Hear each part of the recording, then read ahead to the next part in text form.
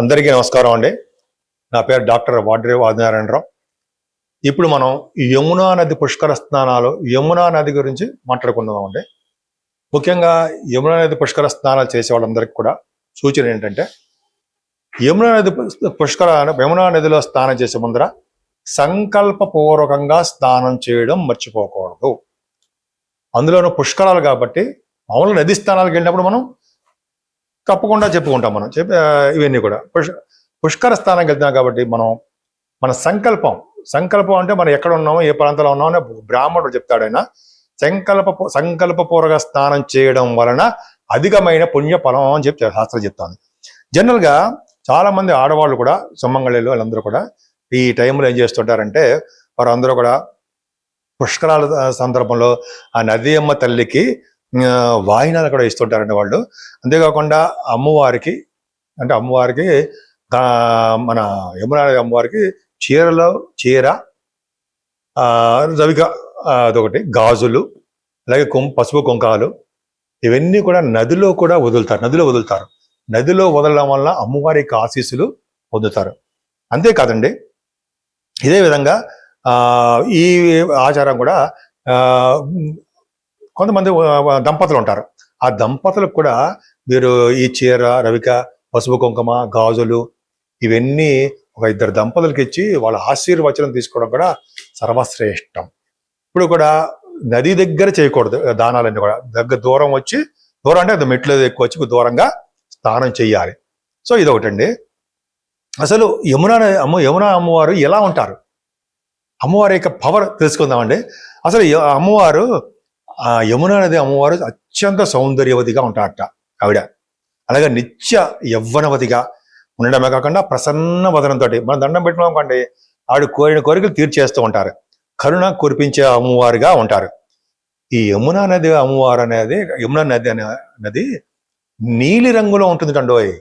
గంగా నది ఒక కలర్లో ఉంటుంది ఆవిడ, ఈవిడేమో యమునా నది నీలి వర్ణంతో ఉంటుంది ఆవిడ.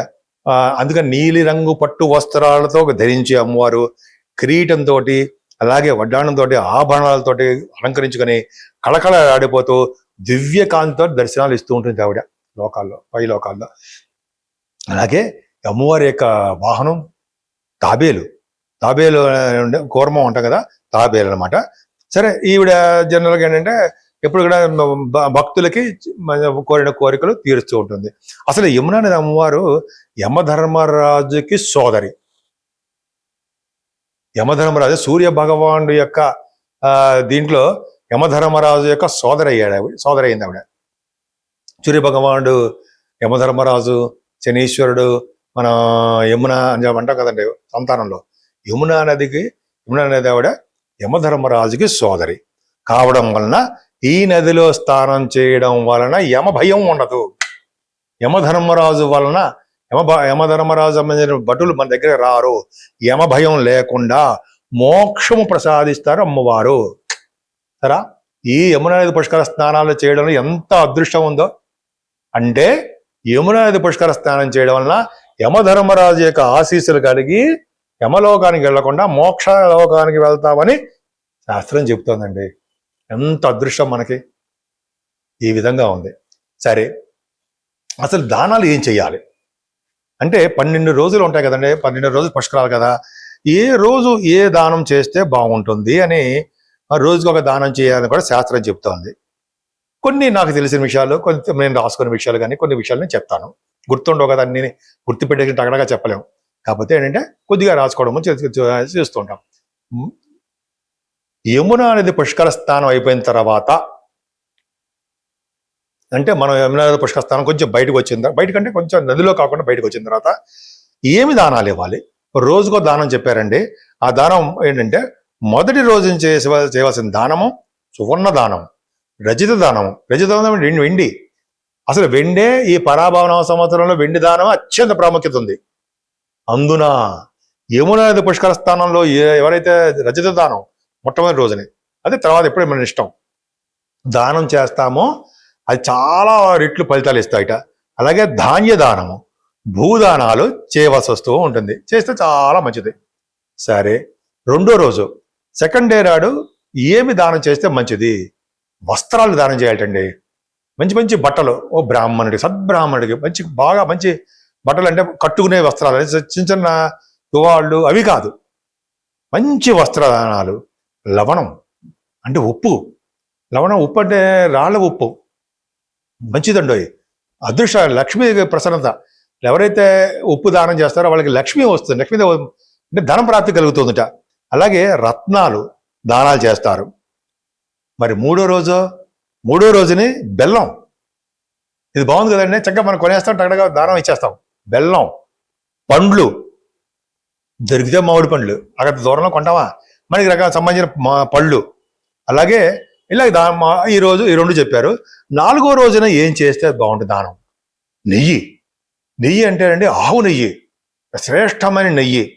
అలాగే నూనె కూడా చెప్పారండి శాస్త్రంలో. దానివల్ల ఏమవుతుంది, మనకి కీడు రావు. అలాగే పాలు, తేనె దానం చేయాలట. తెలిసింది కదండి. అంటే 4వ రోజునే నెయ్యి, నూనె, పాలు, తేనె చేస్తే గాత్రం బ్రహ్మాండంగా ఉంటుందని చెప్పి అనుకుంటాం కదా, తేనె దానం చేయాలి. 5వ రోజున ధాన్యం చాలా పవర్ ఉంటాయి. ధాన్యాన్ని కనుక ఎవరైతే దానం చేస్తారో వాళ్ళకి భూములు ఉంటాయిట. శకటం అంటే ఏంటంటే వాహనాల్ని చేయడం. వృషభాన్ని దానం చేయడం. అలాగే నాగలి చేయడం చేస్తే చాలా మంచిది. ఇంకా 6వ రోజు దానాలు బాగా చెప్పారండి. ఔషధాలు దానం చేయాలట. అంటే మందులు, ఎవరికైనా కొంతమంది ఉంటారు కదండి, అంటే మెడిసిన్స్ లేక కొంత బాధపడుతుంటారు, రోగులు అంటాం కదా, వాళ్ళకి మెడిసిన్స్ కొన్ని ఇవ్వడము చేయడం మంచిది. ఇక్కడ అలా కాదు. ఇక్కడ ఏంటంటే ఔషధ సేవ చేయాలి, దానం చేయాలి. మనకి పండితులకు చేస్తున్నాం, పండితులకి ఔషధం, కర్పూరం, పచ్చకర్పూరం, మామూలు కర్పూరం, ముద్ద కర్పూరం, అలాగే చందనం పవర్ఫుల్ ఎక్కువ ఉండవు. చందనం రాస్తే మోక్షం వస్తుందని చెప్పి శాస్త్రాలు చెప్తున్నాయి. కృష్ణుడికి, అమ్మవారికి, లేకపోతే శివుడికి చందనం, కృష్ణ భగవానికి ఎక్కువ రాస్తూ ఉంటాం. ఆ చందనం కస్తూరి తిలకం అంటాం కదా, అదొకటి చాలా బ్రహ్మాండం. మరి 7వ రోజు గృహాన్ని దానం చేయాలట. అది మన వల్ల కాదనుకోండి, మన వల్ల ఆ వల్ల గృహం దానం చేయడం. కూర్చునే పీటలు కూడా దానం చేస్తారండి.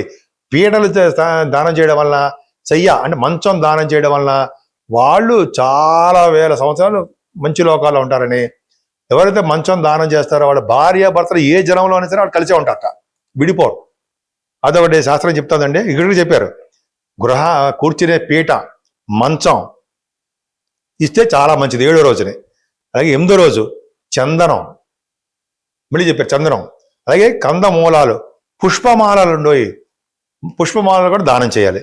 మరి 9వ రోజు దాసదాసీ జనాలుగా మన వల్ల కాదు, కొంతమంది పూర్వగా చెప్పేవారు కన్యాదానం, కంబళి కూడా చేస్తారండి.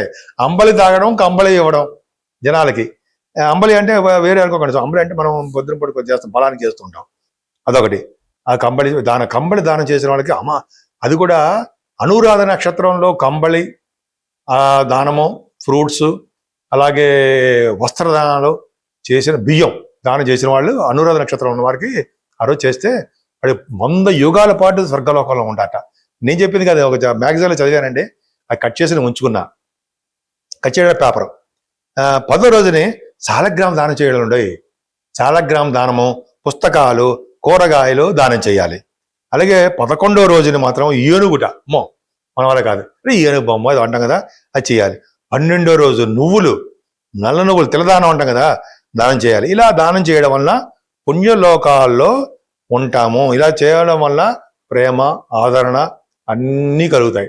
మనకి భగవంతుడు ఏ రోజు చేయాలో చెప్పాడు, కానీ మనకి భగవంతుడి దయ వల్ల మనం ఏ రోజు వెళ్ళినా మనకి మనస్సంకల్పం ప్రకారము ఏ దానం ఇవ్వాలనిపిస్తే ఆ దానం ఇవ్వకుండా రాకండి.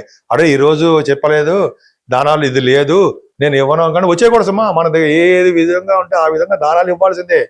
పైగా యమునది పుష్కరస్థానము, యమధర్మరాజు యొక్క సోదరిమణి, ఆవిడ మన కోసం రికమెండ్ చేస్తారు మనల్ని. మన వాళ్ళు నా శిష్యుడిని, నా భక్తుడిని మంచి లోకానికి పంపించు అని. ముక్తి మార్గంలో నడిపించాను సార్ ఆవిడ. సో ఈ విధంగా ఉందండి. మనం స్నానాలు చేద్దాం, భగవంతుడి దేవల్ల యమధర్మరాజు యొక్క ఆశీస్సులు పొందుదాం, విష్ణు యొక్క దర్శనం ఆయన యొక్క ఆశీస్సులు పొందాం, అందరూ సుఖంగా ఉందాం. ఈ స్నానాలు చేయడం వలన ముక్తి కూడా లభించడానికి అవకాశాలు ఉన్నాయి, ముక్తి లభిస్తుంది.